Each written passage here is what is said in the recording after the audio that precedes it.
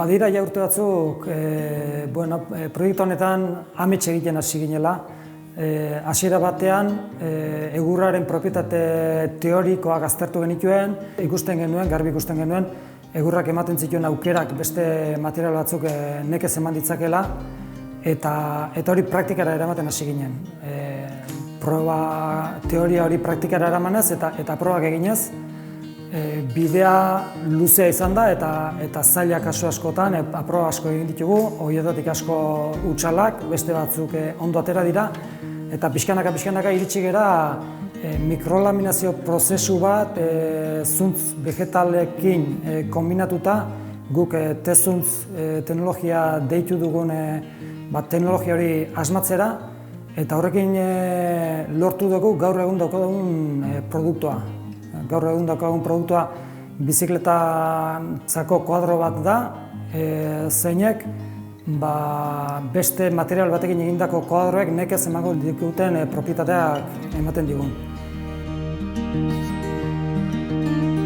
Bizikleta hauek bibrazioa xurgatzeko propietate izugarria dute, eta zuntz vegetalekin egindako konbinaketa honekin torsio edo rigidez laterala handia izatea lortzen dugu, eta ematen dituen sentsazioak, probatzen dituenak benetan izugarria da.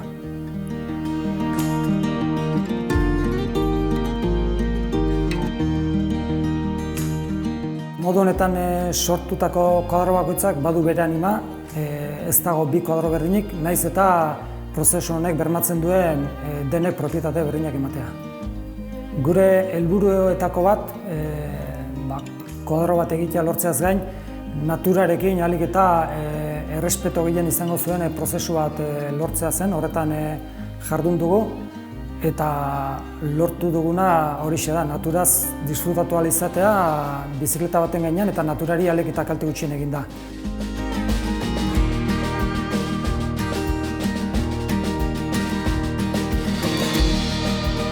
Bazen gure beste helburuetako bat tabu batekin haustea, eta hau da teknologiak azken urte hauetan material sintetikoetara jotzen du, badirudi material naturaletara joatea teknologiaren aurkako zerbait dela, eta demostratu nahi genuen naturari kalte gutxiago egin da eta bertako eta produktu naturaletara joan da ere teknologia aplikatuz benetan produktu aurreratuak atera daitezkeela.